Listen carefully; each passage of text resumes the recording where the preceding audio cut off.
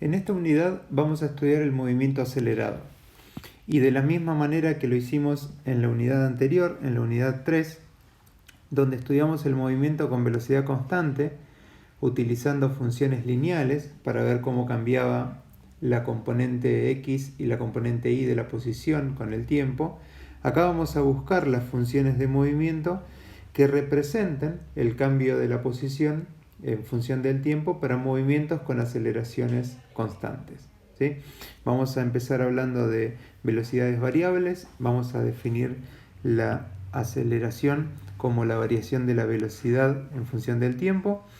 Comenzaremos con un concepto de aceleración media, de la misma manera que lo hicimos con la velocidad media, y luego lo haremos extensivo a todos los casos, hablando de aceleraciones instantáneas, y para eso nombraremos el concepto de la derivada de la función velocidad respecto del tiempo, ¿sí? No se asusten por esto porque no vamos a hacer un desarrollo que incluya estas herramientas del análisis matemático.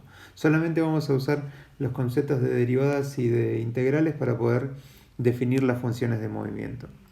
Bueno, en todos los casos los movimientos van a ser con aceleración constante, ¿sí? Ahí vamos a detener y esa va a ser la limitación de nuestro análisis. Así que todos los tipos de movimiento que aparezcan a lo largo del curso los vamos a poder clasificar como movimientos con aceleración constante, ¿sí? Que vamos a llamar MRV, movimientos rectilíneos uniformemente variados. En ese caso hacemos referencia a lo que varía uniformemente es la velocidad. Por lo tanto, eso implica que la aceleración sea constante. Bueno, para comenzar el estudio vamos a pensar esta situación que tenemos acá, donde hay una pelota que va a ir rodando y va a ir bajando por la rampa. Entonces, para eso vamos a pensar cómo se verían representadas distintas posiciones en instantes de tiempo que vamos a elegir aleatoriamente, ¿sí? T0, T1, T2 y T3. Tenemos 4 instantes de tiempo y para eso entonces en un gráfico de cambio de x en función del tiempo y cambio de y en función del tiempo veremos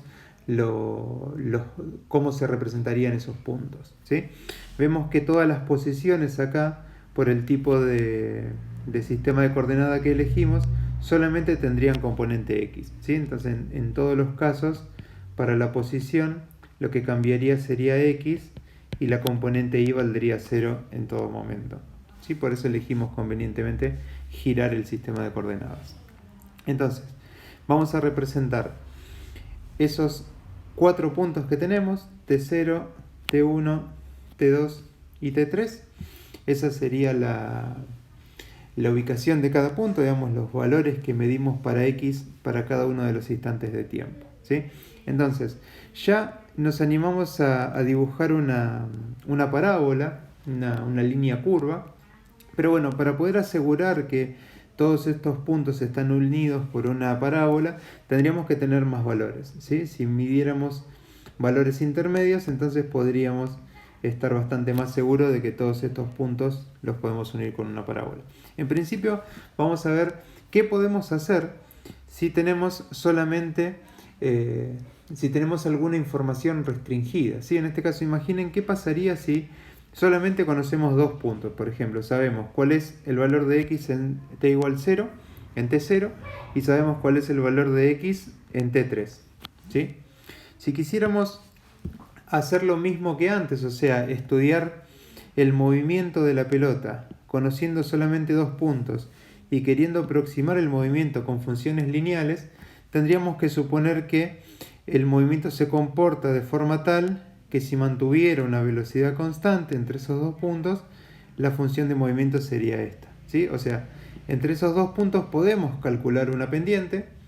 Si suponemos que la velocidad se mantiene constante, la función de movimiento es una función lineal que podemos encontrar, ¿sí? Una función lineal de la misma forma con la que trabajábamos antes.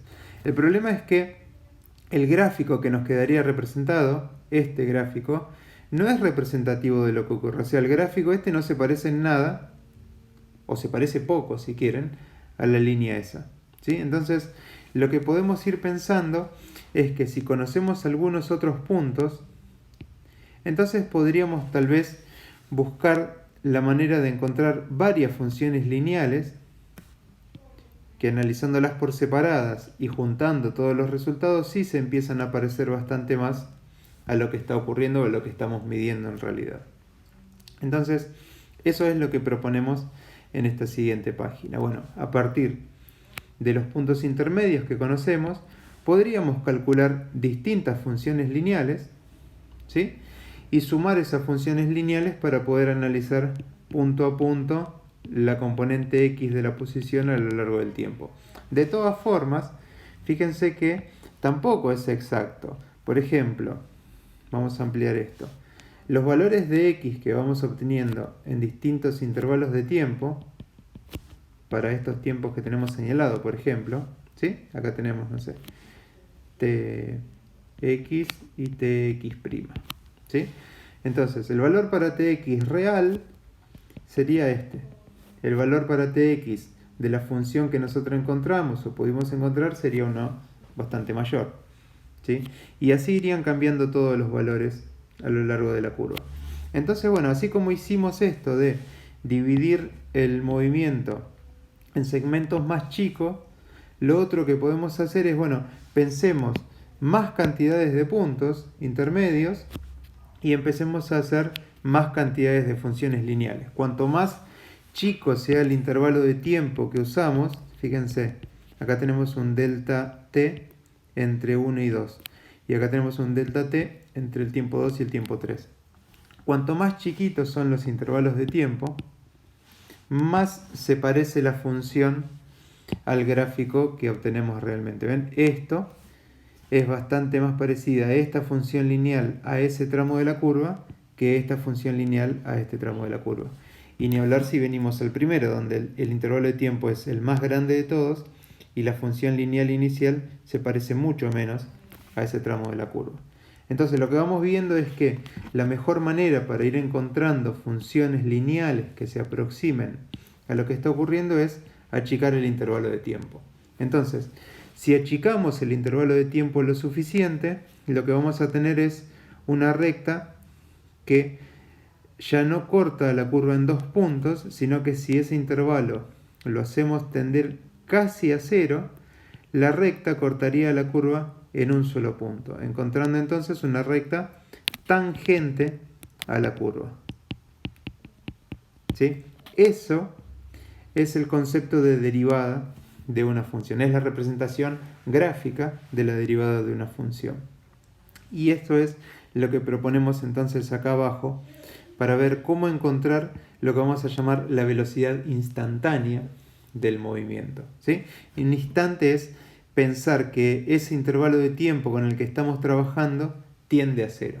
Entonces seguimos trabajando con un intervalo de tiempo, pero tan chiquito que lo hacemos tender a cero y podemos encontrar la forma matemática entonces de encontrar la velocidad en cada uno de los puntos. Si analizamos la velocidad en cada uno de los puntos, fíjense lo que tenemos. En este caso teníamos un intervalo de tiempo, lo fuimos achicando. La pendiente de la recta tangente en este punto es la velocidad instantánea en ese momento.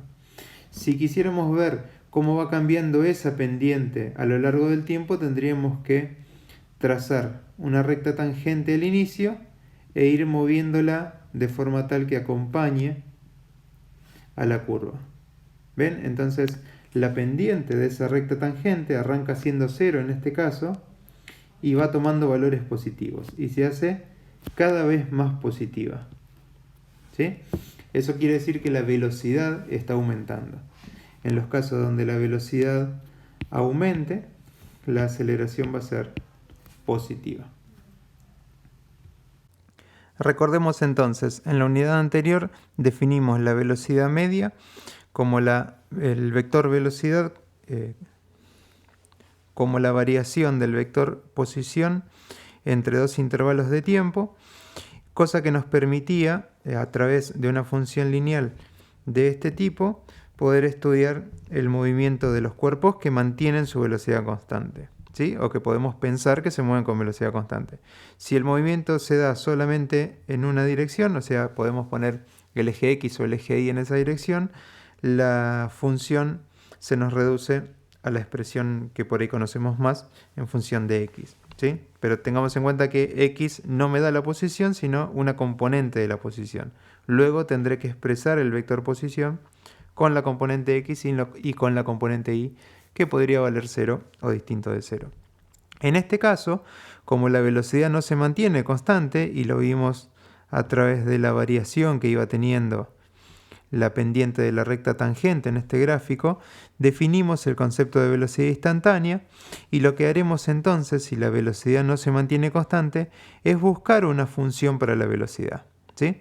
Vamos a ver cómo se vería la función velocidad, v de t, si la aceleración se mantiene constante. Y a partir de eso, entonces, para los casos donde la velocidad cambie, cómo se vería afectada la función de la posición cuando hay aceleración. Entonces, el gráfico para la variación de la velocidad, en los casos donde el gráfico de la posición es una parábola, ¿sí?, y la aceleración se mantiene constante, el gráfico para la variación de la velocidad es una función lineal, ¿sí?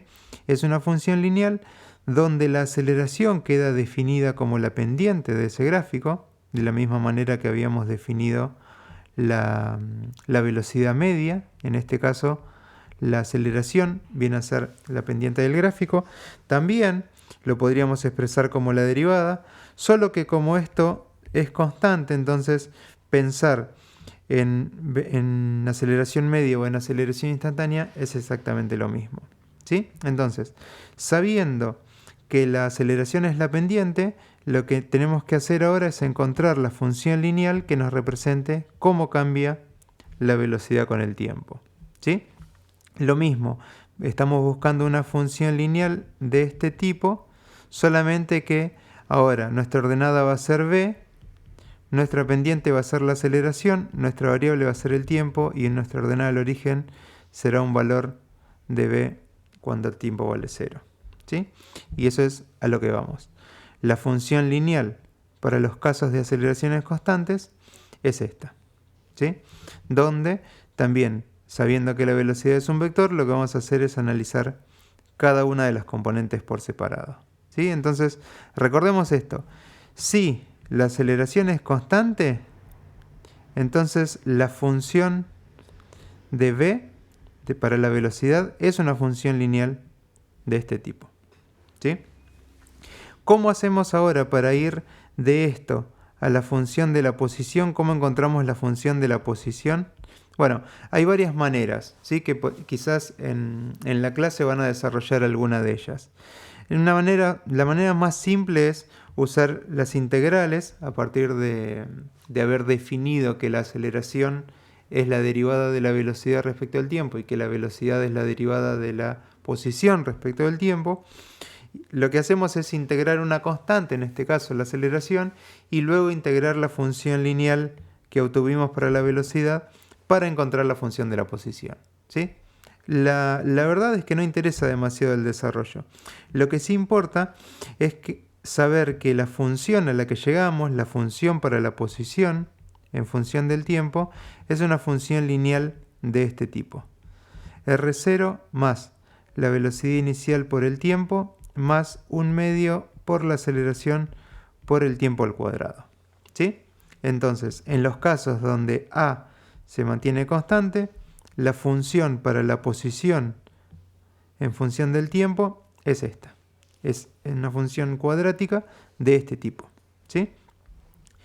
Entonces, habiendo definido la función para la posición, luego sabremos que la componente x de la posición se va a comportar según la misma función y la componente y también, ¿sí?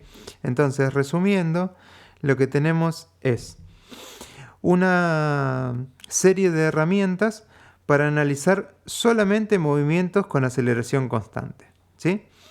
Esos movimientos van a ser válidos para sistemas de coordenadas cartesianas, por la forma en que venimos trabajando, y entonces las funciones para estudiar los movimientos con aceleraciones constantes son una cuadrática para la posición de este tipo, una lineal para la velocidad y una constante para la aceleración, ¿sí? No la pusimos acá, pero tendríamos que agregar que la aceleración es constante. Entonces, si el movimiento es unidimensional,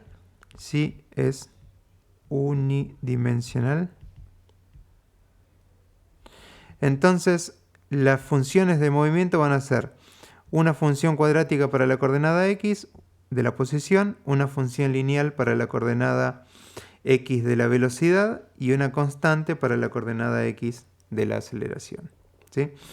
Bueno, lo que tenemos a continuación es la resolución de un problema que llamamos problema de aplicación, que luego les servirá como ejemplo para los problemitas que siguen más adelante. El desarrollo del ejemplo se los voy a dejar en un video próximo, así no se hace demasiado largo. Bueno, espero que les sirva y desde luego que todo el desarrollo de la teoría lo van a profundizar en la clase de mañana, martes, y bueno, a lo largo de la lectura de la guía, ¿sí? Esto sirve como una ayuda para ir leyendo la guía, pero implica que ustedes la lean, encuentren sus propias preguntas y las puedan compartir con los docentes en las clases. Bueno, éxito con la lectura y pronto les subiré el video del desarrollo del ejemplo.